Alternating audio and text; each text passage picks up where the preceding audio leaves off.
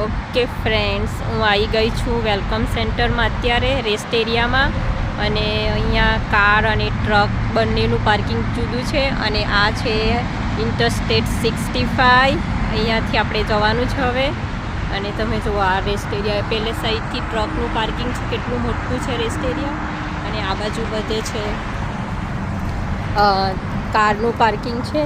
તો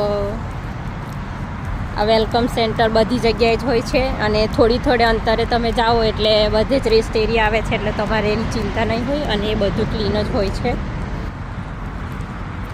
એટલે તમારે કશું ચિંતા નહીં કે કશે થાકી ગયા હોય ને રેસ્ટ કરવું હોય તમારી કારમાં. અને અહીંયા ટેબલ પણ હોય છે, તો તમે કશું ફૂડ લાવ્યા હોય તો એ પણ બેસીને ખાઈ શકો.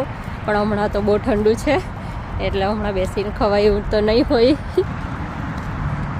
તો આ છે બિલ્ડિંગ, એની અંદર છે રેસ્ટરૂમ, અને એ બહુ જ ક્લીન હોય છે અંદર. અને અંદરથી આવું દેખાય છે. હવે તમને હું કેન્ટકીનું જે સાઇન મૂક્યું છે એ બતાવું.